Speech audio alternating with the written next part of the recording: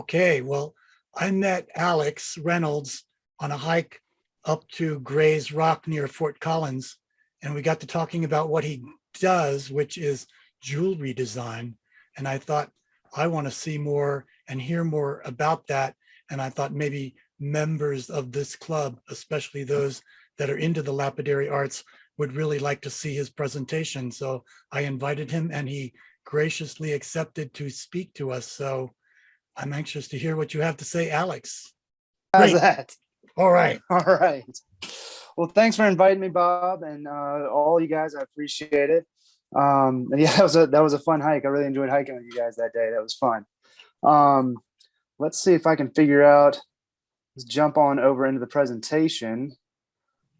Let's see here. Three, two, one. Sort of. There we go. All right. Well, yeah, thank you all for having me here tonight. So tonight I'll be speaking about designing around unique gems. As I mentioned, my name is Alex Reynolds.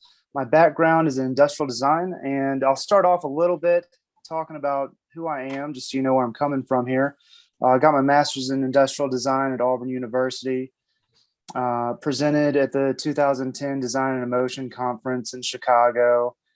Got second place in engineering division at the graduate forum of Auburn University. I've taught some college courses in design as well.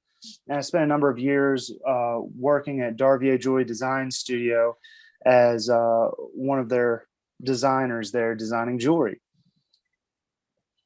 Today, I currently work as a domestic experience designer, working for two of the cutest boys I've ever met, although I'm probably a little biased, my little Johnny and Thomas there. But I stepped out of the working world to soak in as much time with these boys as I could while I still could. So, but Darvier Jewelry Design Studio, before I jump a lot more into it, I want to just explain a little bit about this. They're not a typical jewelry store. They're located in Fort Collins, in Old Town Fort Collins, and their specialty really lies in custom one-off jewelry. And they carry a lot of unique gemstones in the store to help inspire new ideas and new designs and things like that. So it's a really interesting jewelry store. One of the first things I wanted to talk about was our design process there and how we go from beginning to end. First, of course, we meet with the clients and we start getting to know them and asking them lots of questions, kind of digging into digging in as much as we can to learn as much about them, and hopefully finding some very personal things that can help inspire new and unique rings that are really personal to those specific clients. And this is not so much, I don't know, I guess it's kind of the second step, but it all kind of happens at the same time as the first step. While we're talking to them, we're also drawing ideas, sketching ideas. As they're talking, we're sketching things out, and maybe they're telling us what they want, maybe they're not, maybe we're just kind of going off of what we think they might want. But as we're sketching, we're getting their feedback as we go, and they'll say, oh yeah, I like that, or no, not so much that. And, okay, no problem, I'll draw something else, oh yeah, that's a little better, okay. And then we just kind of back and forth until we come up with a sketch that the clients are just absolutely in love with. And at that point, we move on to the next phase, which would be developing a three-dimensional representation of the jewelry, right? So the sketch tells you a lot, but you learn even more from the three-dimensional representation of it. And we've got two ways of going about this. Typically, most of the time we're making three-dimensional computer models, and we make a handful of different renders from different angles to give them an idea of what the jewelry is going to look like. But sometimes we have a few cases where it makes a lot more sense to hand carve a wax, and we've got a very skilled hand carver that does that. And for instance, this Baroque pearl was a great example of that. It was it's such a beautiful pearl, but it has such a unique shape to it there's no way to really represent that in the computer versus, a round diamond. I can use some calipers, take a couple of dimensions off that, and represent that in the computer to build the jewelry around it really quickly and easily. But such an organic and unusual shape like this, there's no way to do that. But the wax carver could really build a wax around the actual stone. So that really lent itself well to the wax carving better than the computer modeling. So then we sit down with the clients. They look at the three-dimensional representation of it. If there's any changes they want to see, we talk about that, and we can kind of do some back and forth and make some changes. Usually they'll go home, we'll make the changes, they'll come back out, that kind of thing. And we'll do back and forth until we really nail it. Most of the time we get the first time, but if not, we keep working. And then once we do that, once they've approved the three-dimensional model, we move on to casting, polishing, and stone setting, and making that final piece. And after that, it's mostly done, although we can still make a few, or Darvier can still make a few changes if necessary. But usually 99% of the time, once the clients see the finished piece, after going through this design process, they're just absolutely ecstatic and love it. So it's been a great process. It's worked really well for us. Working in custom, there's always exceptions, and we always kind of tweak the process where needed. But generally speaking, that's the process we use most of the time. So, example projects of using unique stones and some of the challenges and solutions that we've been through. The first example I want to talk about was working with amber. And I know that's kind of a genre of jewelry that's out there, but this one was kind of interesting because I don't know that I've ever seen it used in an engagement ring before. It's usually like a pendant or some earrings or something. It's a very soft stone, and I think it lends itself to things that aren't on your hand and being beaten against doorknobs and whatever else we touch all day long. But it was a very interesting story. This fellow had a girlfriend at the time, his wife now, that was from Poland. And when she went home to Poland, she loved walking the beaches there. And there would be these small pebble-sized pieces of amber that would wash up on the beach, these beautiful pieces of amber. And she loved collecting those pieces of amber from the beach. So this gentleman swiped some from her collection. She's like, okay, she'll never notice. I'm just going to swipe some of these. And, these have a lot of deep personal meaning to her. And I'd love to figure out a way to incorporate this into the engagement ring. So we started kicking around a lot of ideas. As you can see, we were sketching a lot of ideas out here, and it posed some interesting problems, being that it's such a soft stone. Obviously, you can't set it like you would a diamond. Usually we bend a piece of metal, a prong over a diamond, and it's a hard enough stone. That's not a big deal. But this amber is so soft, you really can't do that, or it would destroy the amber. So the traditional techniques of setting this just didn't make sense. And so I spent a lot of time going back and forth with our metalsmith, trying to figure out the best way to do this. And in the end, what he was saying and what we came up with was creating some sort of tabs on the bottom, on the inside of the ring. You turn the ring upside down, you just drop the amber pieces into their places, and then you sort of fold these little doors or tabs closed behind them so they can't fall back out. And that was kind of an interesting way, because once you do that, you don't really put any pressure on the amber, and so that worked out pretty well. And the other thing with the amber is it doesn't take heat very well.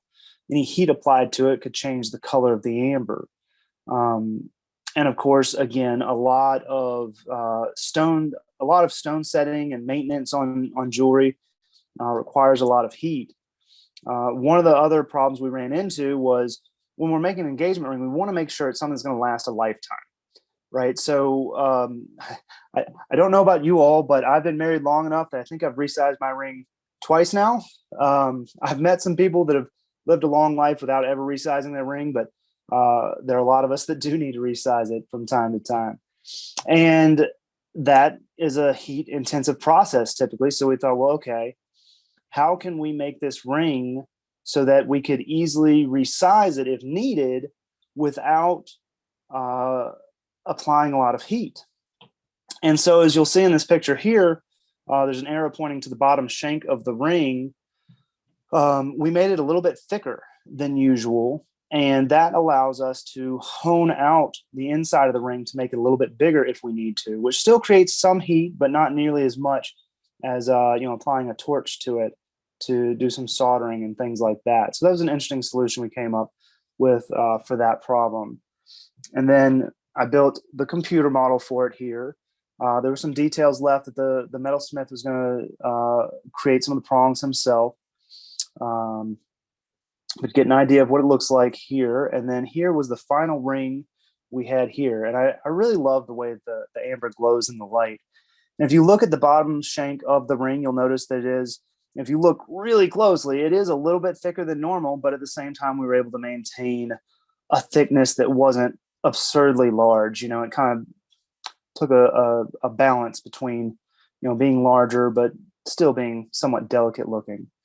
But that was a fun project to work on. And the next project I wanted to show you all was a Rutilated Quartz project I did. This was an interesting stone because it was, Rutilated Quartz. I feel like you all probably know this better than I do. I feel kind of dumb explaining these stones to you all, but just to make sure, Rutilated Quartz is typically a fairly clear stone with a few gold colored needles kind of running through it. But this one was very, very densely populated, and it looked more like a gold colored stone with a needle-like texture inside of it, which was really neat. And I'll show that stone in the last picture for this project here. But when I started working at Darvier, we had that really beautiful stone sitting on the shelf, and Tim, the owner there, was training me. And he had something else he had to go off and do. He said, you know what, while I'm off doing this, why don't you take this stone? I've always thought this is really cool with all the stripes it creates. It reminded me of a bee. And I'd like you to design a pendant that, plays off of the bee qualities of this stone. And I've got a friend that really loves bees, and I'd love to make something for her and give it to her. If you come up with a really good idea, then we'll make it. And of course, being a new designer, I was super ecstatic about having the possibility of finally making something that was being used by a consumer. But as you can see, I sat down and I drew out a lot of ideas from ultra modern to super classic and kind of cartoonish and just all over the place, just trying out all kinds of ideas and seeing what really kind of stood out. And from there, this is the design that we chose. And this is the computer model, obviously. I worked with the metalsmith for a while on how to make some prongs that would kind of play along with the bee theme and look kind of like bee stripes. And when I was talking to the metalsmith about this and showed him what I wanted to do, he told me I was absolutely crazy trying to make these antennas. He said, there's no way that's going to cast. And in order to get those to cast properly, we actually cast this in 3 parts. And if you look really closely at the like purple and green design, I don't know if you guys can see that well on your screen, but you can actually see the antennas are separated a little bit. So he had me cast those separately, and then we soldered those on later so that they would cast more cleanly. And then this was the final pendant that we made. And Tim did actually give it to his friend. And funny story about that was a few years later, he actually ended up hiring his friend on as the store manager. So not only did I get to meet her, but I got to really get to know her and see her wear this pendant every day. And that was pretty cool. It was a pretty neat experience to be able to see that. The next project I wanted to talk about was based on Dinosaur Bone. So I don't know if you all have ever worked with Dinosaur Bone, if that even really counts as a gemstone, but this was a pretty neat project. The guy that came in for this project, he was, he was this loud, fun personality, just big personality guy. We were all just sitting around and joking and laughing, having a big old time. And I was telling him all about what we do. And tell them, oh yeah, we do custom, we can do anything you want. I was like, oh, anything I want. Fine, man. Make me a ring out of dinosaur bone and meteorite then. I turned back to Tim. I was like, we're going to make him a ring out of dinosaur bone and meteorite. And Tim was like, okay, well, what color dinosaur bone do you want? And both the client and I were pretty flabbergasted because I didn't know we could work with dinosaur bone at the time. And Tim was like, oh yeah, it's actually pretty affordable too. So when the client figured out that he could actually do it, he lost his mind. He was like, yeah, that's what we're doing. Let's do that. So this was the ring that we came up with. We used sort of a sort of organic rock-like shape to the ring, and he chose both the red and black dinosaur bone. I was kind of surprised to find that one, we could work with dinosaur bone. Two, it was inexpensive, and three, working it into a ring was really like any other inlay, turquoise or anything else like that. From at least from my perspective as the designer, the lapidary guy probably could tell you a little bit more about different details he had to do, but but from a design perspective, it was pretty easy to work with. And here, if you look closely, you'll see on the inside of the ring, there's also some dinosaur footprints engraved on the inside, and the meteorite in the ring is. You can kind of see it off to the right. It's actually shaped a little bit funny, as if it's sort of this comet flying in towards the dinosaur bones, is a sort of funny comets and extinct dinosaurs and that kind of thing. And then again, I don't know how familiar you are with dinosaur bones, but that ring is sitting on top of a plate of dinosaur bones. So that plate is actually what we pulled the black piece from. That was the sample we used. So, but that was a very fun project to work on. And Star Sapphire was the next project. I feel like you probably have all seen Star Sapphire. The design might actually be a little more unique than the stone itself, but I'm still I like Star Sapphires. The star and the way it moves around when you're looking at it still kind of mystifies me. I love them. But this gentleman came in, and his girlfriend, again, now wife, really loves octopus. And so we wanted to use a unique stone. If you look at the sketches, you'll see we started off with canary yellow diamond, but eventually moved to a star sapphire, which he fell in love with. And he really wanted to do some sort of an octopus theme. And this really creates some interesting challenges. So he showed me a picture of an octopus tentacle that he wanted to use as inspiration. And it was this beautiful, bright red tentacle. And so you know what? Let's do this out of rose gold. I think that'd be a really great representation of this red tentacle. And then we were talking about how when you flip over the tentacle and you look at the bottom side of it, it was a much lighter color, almost a white color on the bottom side. And so we were talking about, well, how could we incorporate that color as well? And we do a lot of rings that are two-tone rings. It's not very unusual, but what we decided to do here was to actually create white suckers on the outside of the ring that would be attached to the rose gold, but we would make the suckers out of white gold. And I talked to my metalsmith for a while about, okay, how could we do something like this? How can we make this work? And what we came up with is I would make a computer model, and this is what I came up with. Now, the white suckers in here are just here for visual representation so the client could see where we were going with this. But we didn't actually cast the white suckers.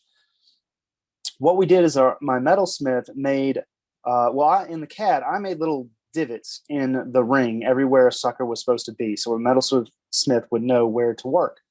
And then he made a little ball of 14 karat white gold and put it into each one of these divots.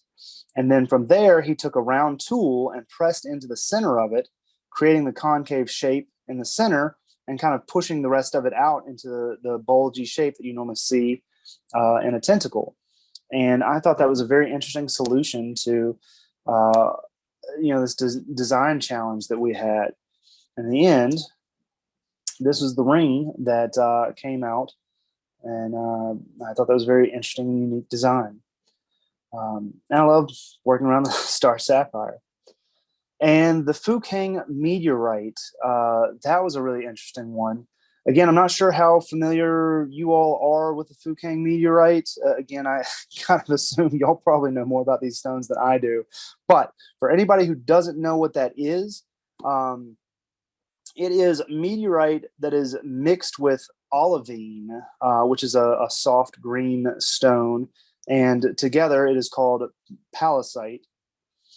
The clients that came in and were working with these stones with us, these were some stones that we had on our store shelves in our collection, and they had already worked with us to do their wedding rings and had such a great time, really enjoyed what they got. They came back to us to make more wedding jewelry, and in this round we made a pendant, a set of earrings, a set of cufflinks, and a tie bar.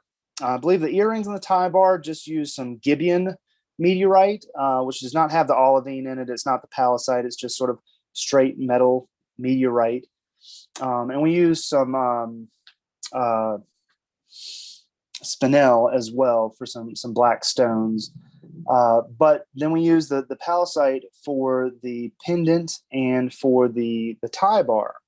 And these really pose some interesting problems, just trying to figure out how to set these, because the meteorite, the metal part of it is very sturdy and easy to work with, but then you've got this very soft stone intertwined into it that we've got to be very gentle with and make sure not to break.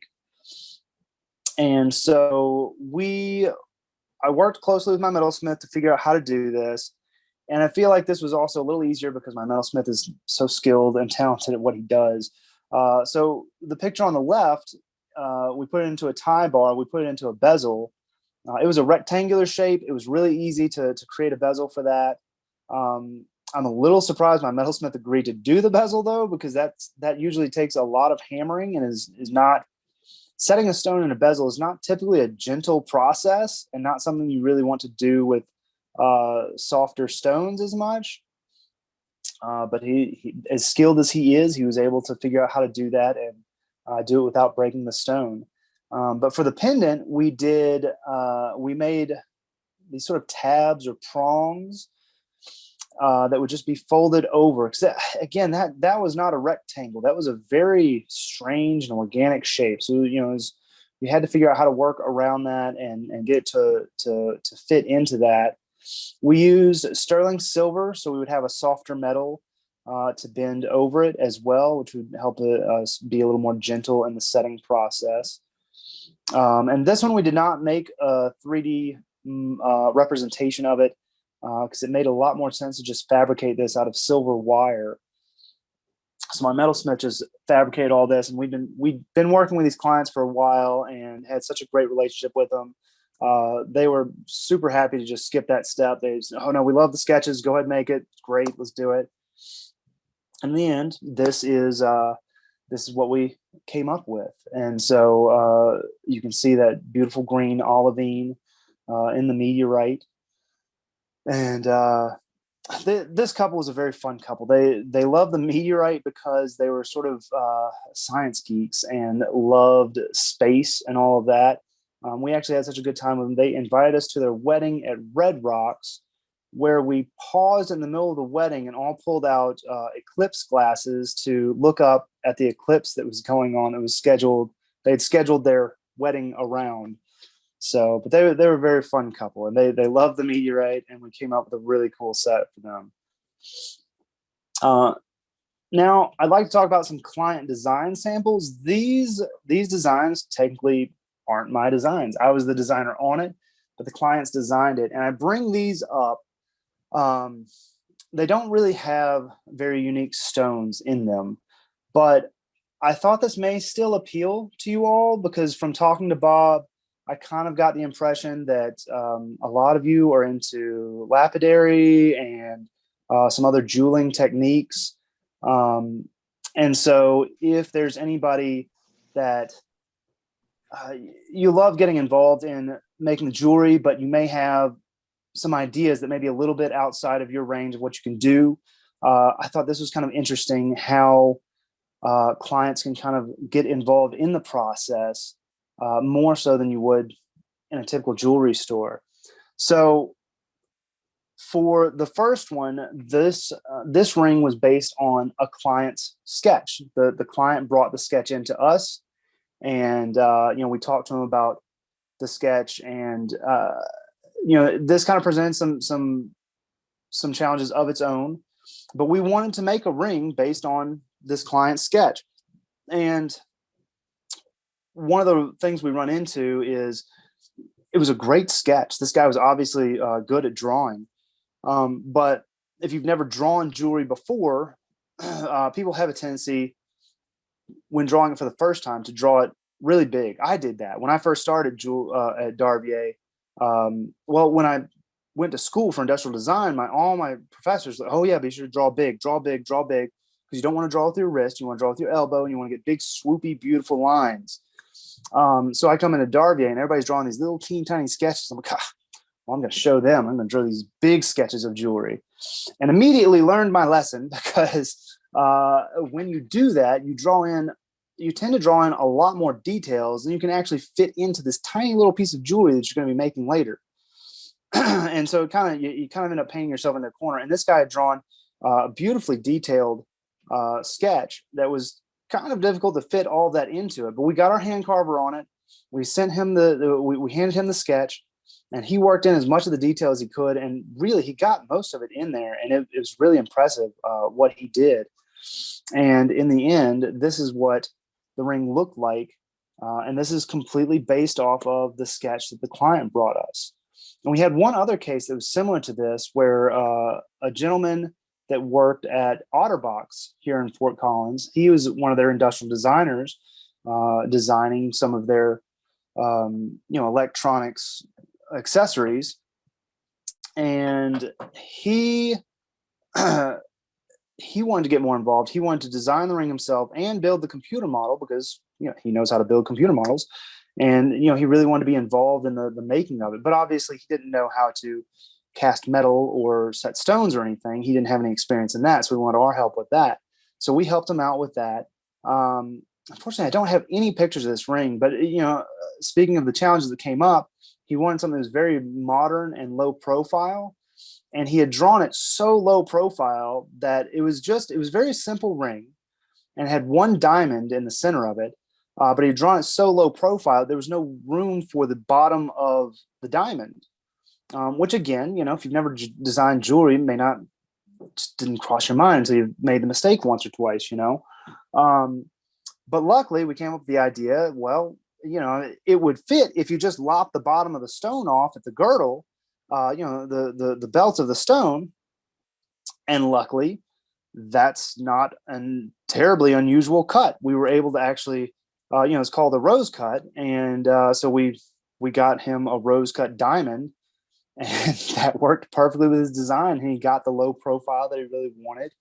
But that was really neat, because he was able to build his own CAD, design the whole thing. He built the CAD. We worked with him a lot to really help him on the parameters, because obviously, not working in jewelry, he doesn't really know, how thick does the shank need to be, and how do you make sure that the setting's going to work, and this and that. So we did a couple of back and forth meetings where he would bring his stuff in. I would pull his model up on my computer and kind of talk to him about some things that need to be adjusted. And he'd go home, make the adjustments, come back, do it again until finally there's nothing else that needed to be adjusted. But in the end, we took his computer model, put it straight into our milling machine, and milled the wax using his computer model, and then cast the metal and set the stone and all that. And it was really neat. So that's all I've got for the examples of the projects. As far as maybe my favorite part of the job, it's kind of hard to choose. There are a lot of things about this job that I really enjoyed. Drawing was one of my number one things. That's part of the reason I got into industrial design, is just an excuse to draw every day. And I really enjoyed building with CAD. I love building with Legos and stuff when I was a kid, and this is just like taking it to the next level. And getting to know the clients. I really, really enjoyed getting to know the clients. I got to know a lot of really fun people that way.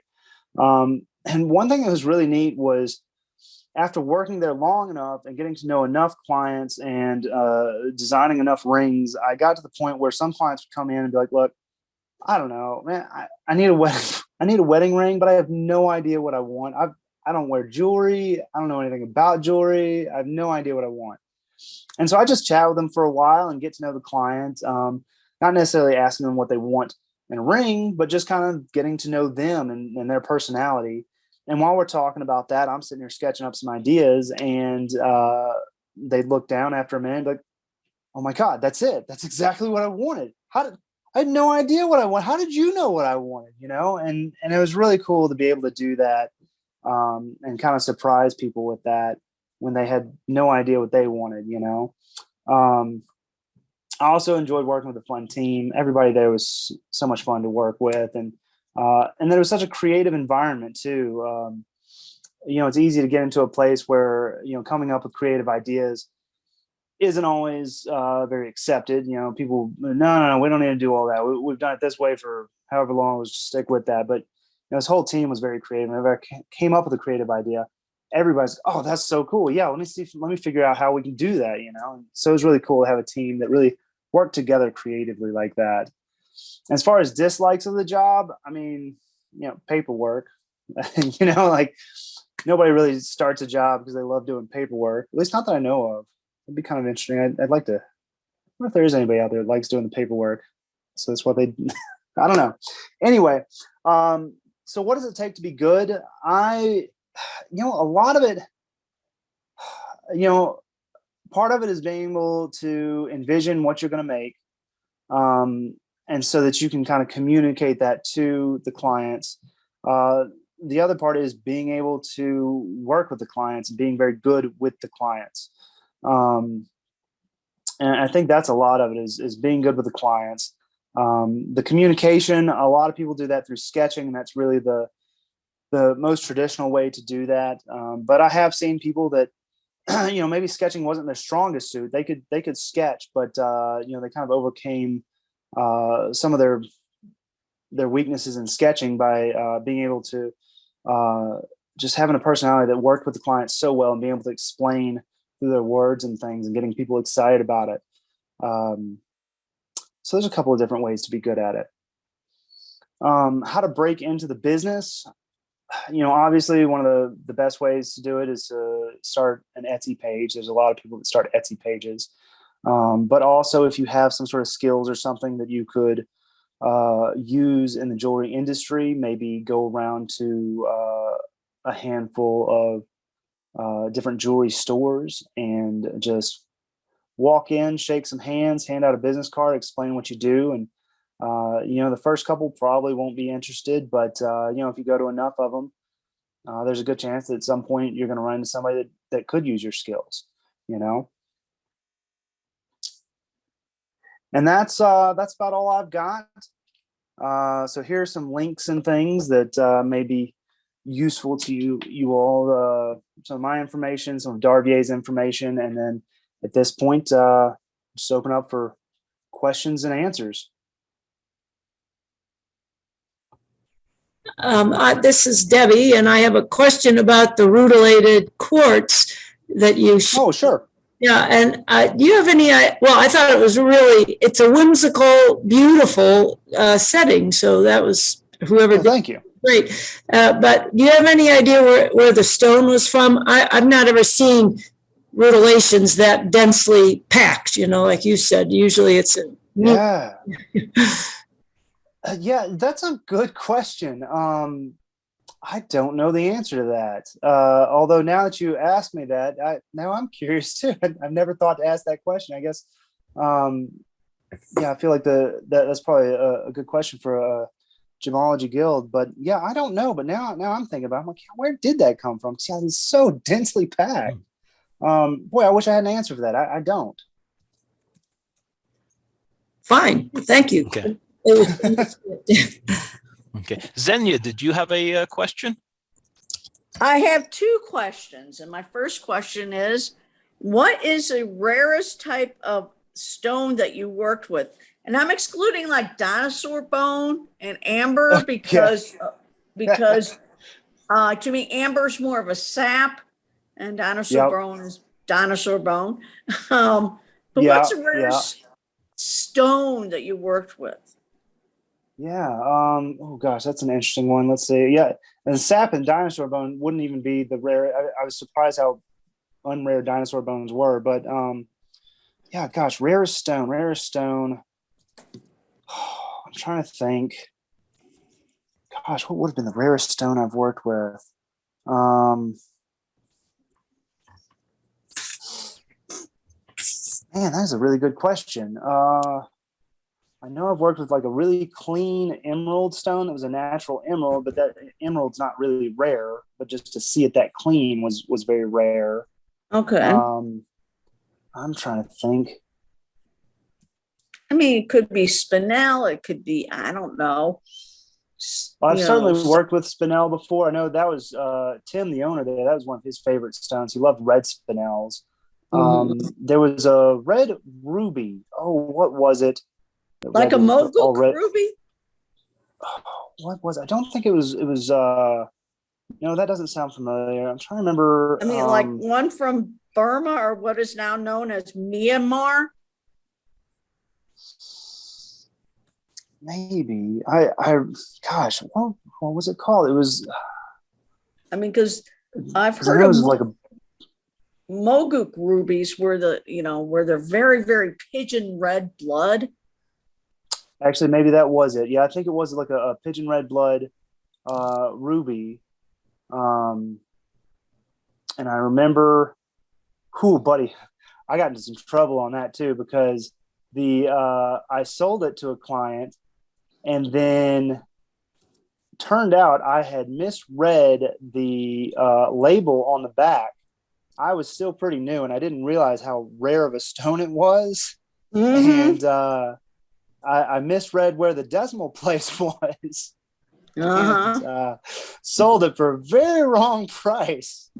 And boy, we were sweating that for a couple of days until the client came back and decided on another stone for some other reason. And then there was a big exhale of relief, because I was in some hot water over that one. But yeah, no, I think that actually was it. It was like a pigeon blood red ruby. And yeah, I remember that was a very rare one. We also had a lot of Paraiba. Oh, what were those? They were from Paraiba. It was beautiful, like turquoise or teal stone. Tourmaline, yes. Paraiba tourmalines. Yes, thank you. We had some of those, and I'm trying to remember. Yes, I did make a ring with that. Those were so gorgeous. I love those. What color was this tourmaline? Because I mean, yeah, it was kind of a turquoise color. Okay. I believe it was. Okay. Yeah. Okay. And yeah, the only other question I have is, because you work, with metals, you hear about gold and silver, but what about platinum or other? Have you worked with really rare metals? We've worked with some metals we probably never should have, because we do enjoy doing unique and interesting things and pushing the boundaries. Let's see. So yeah, we work with gold, silver, platinum on a regular basis. I mean, that's the bread and butter of it, right? Yeah. We also worked with obviously you can see we worked with Fukang Meteorite.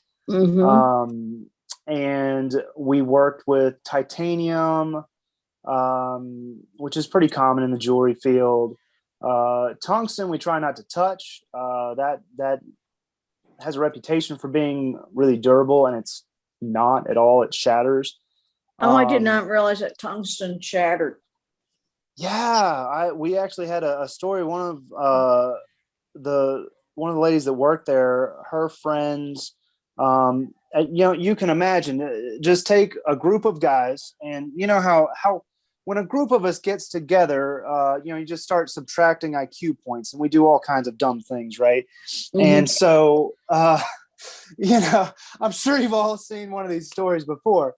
But one of the gentlemen was like, "Hey, man, check out what I can do with my ring." And he's got this titanium ring, and he like bounces it off the concrete. Why? Who knows, right? It's us guys. We do strange things.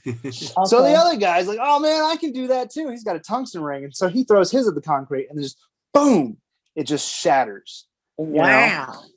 And I've heard a few stories of guys that work at construction sites or something, and it shatters. And the other thing is it has a reputation for being very durable because it is the hardest metal available.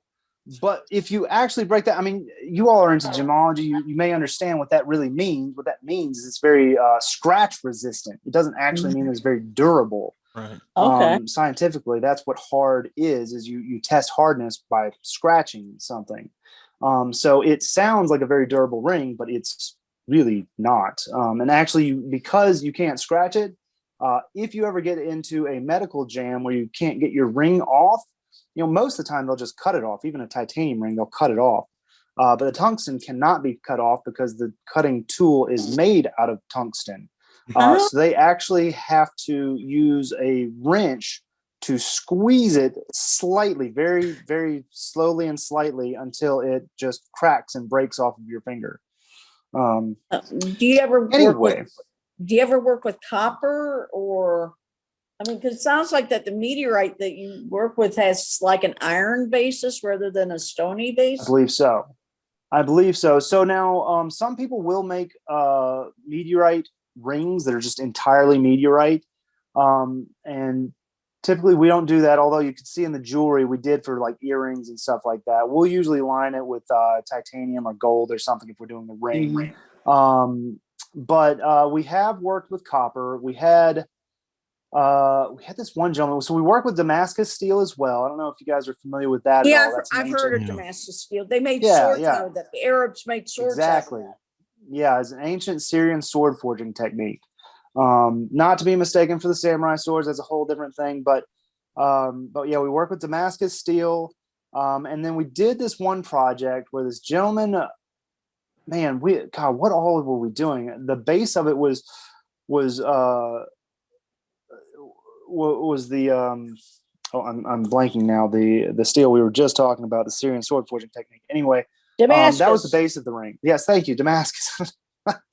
Oh, lose my mind. Damascus steel, but then he wanted to do like some white rings around the border of the outside of it, and then he wanted to do like cutout overlay of mountains in copper. I believe what was the deal? He was doing some digging or hanging out somewhere where there was copper deposits or something. So he really wanted there to be copper in the ring. And he wanted to do some like rivets around it and stuff. And it was a really interesting ring. We were trying to convince him not to use copper. It's a good metal, but it has its limitations as jewelry. Because it's a very soft metal and it doesn't hold up very well to abuse. I mean, if you're making some copper earrings or some pendants or something, as long as you're not playing full contact football, you're going to be fine. But when it comes to a ring that you're wearing on your hand, again, we kind of forget like how much we use our hands. Every time we touch a door handle or a frying pan or just whatever, we're kind of beating on those rings. And so they need to be sturdy and to take that abuse. And we were really trying to convince him to use rose gold instead of copper. It did cost more, and that became an issue, but it would have been more durable. And this was an interesting ring where we put so many different parts together. The way the different metals solder together can be a little bit tricky, and like metals solder together much more strongly than different metals do.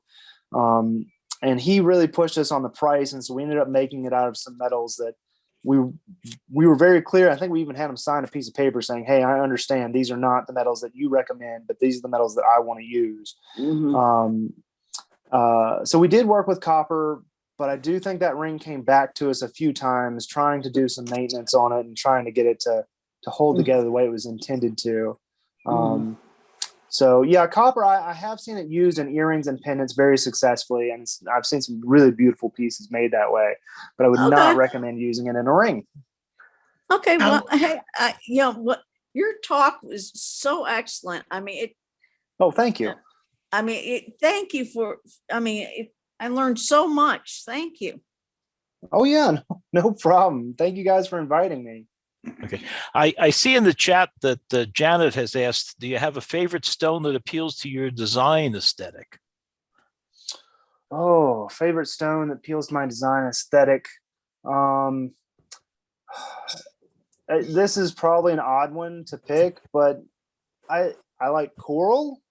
And it's probably not even the natural coral, because I think the natural coral is a very faded pink, but there's a very, I think once they dye it, it becomes this bright red, which is probably really tacky and all that. But I really like it a lot. I don't know. It's probably not that unusual or anything. I feel kind of stupid talking about it to you guys, because you guys are like, wow, it's so many other more unique, cool stones he could have chosen. But for some reason, that one's always stood out to me. I really like the color of it.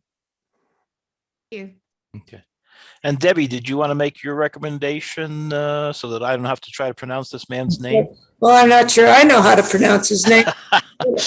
Alex, you said you had a couple of little kids, and I don't know how long you've lived in the Denver area, but down at the Denver Museum of Nature and Science, there's an exhibit of carved gemstones that is just wonderful. It's by a Russian artist. I won't even pronounce his name. Well, Ikonovo Lemko or Lenko or something. But anyway, and they're whimsical, but they're beautifully done, and Interesting. Amazing combinations of semi-precious and precious gems carved into these, sort of 12-inch sculptures. And they're just clever. And so it's, yeah, I mean, you'd enjoy seeing it, but it's something I think little kids enjoy seeing too. That'd be great. Which museum do you say had that? Museum of Nature and Science on Colorado Boulevard on the 3rd floor. And one of the staff members, Steve Nash, has gone and spoken with his wife and has written a book on copper. Oh, wow. Yes. And not just kids love it, adults love it as well. Yes. Nice. That's the museum with the big dinosaur bones and everything, right? Yeah. Yeah. Okay. Cool. And they've promised at some point in the future that they're going to put that closer to the gem display. But good, because nobody knows about it. I always take out the map and say you need to go up to the 3rd floor. Yes, and don't give up, because I have been there, and I went up. I went up the second time, and I still couldn't find it. I had to go back and ask. Oh my gosh! Because it's kind of hidden off to the side, because it's very, very unique. But they are beautiful. Well, yeah, we've been there a few times, and I don't remember ever seeing that, but that explains why I probably haven't run into it before. Yeah. You absolutely have to ask them where it is. Okay, cool. Well, thank you. Yeah, we'll check that out. Hi, Alex. This is Pete here. Hello. That was an interesting talk. Thanks. I think that probably very few of us do anything like what you do, designing jewelry. I suppose a few do. More of the people here do lapidary work and make jewelry. Some of us don't, of course. We just, like me, we just collect mineral specimens and aren't into polishing. But yours was, it was interesting hearing you talk from the perspective of someone who knows all about designing and making the jewelry, but the stones are new to them, because like to most of us, the stones are well known and are second nature, right? And you're talking about these stones like, oh, this is something new. This is the first time I ever heard of that. And we, you know, and I wonder if I'd like to show you something I have that is a watch band. And I think a lot of the people in the club may have seen this. And can you see me on the screen? I can see you. Yeah. And if anybody wants to see this better, maybe if you clicked on, you can probably do speaker view, or maybe you're the speaker. I guess it doesn't make it big for me speaking. You have to hold it up, Pete. Well, anyway, I'm going to hold this. Is. So it's a silver watch band. Oh, cool. And it's got, I have a, just a second. I have a light here. Oh, that's beautiful. So it's three different color patterns. maybe this will help. 3 different color patterns of dinosaur bone. Oh, Kind of hard to see it inlaid into the ring. And this is oh, that's I've had this great. for a long time, and it's a real treasure. And I often show this to people. You can see one's real red and the other's not. Anyway, but Yeah. it's one of my favorite items. Oh, that's cool. Very nice. That is But awesome. yeah, there's I a love lot of people who polish stones know about dinosaur bone. that. So, To me, it's so- this big surprise, but yeah, you guys are probably like, oh yeah, that stuff. yeah. So Alex, I know your passion is obviously for jewelry. Have you designed other things, sculpture or furniture or anything? Yeah. So let's see. Trying to think. I worked designing playground equipment for a little while. Oh, that must have been fun. Yeah, that was pretty cool. That was my internship. I'm trying to think, what else have I done? Oh goodness, what all have I done? I've done some different designs for like I've played with walkie-talkies and things, and it's been such a long time since I've walked through my portfolio and thought about what other things I've made. But yeah, that was sort of the last stop of my industrial design journey was jewelry.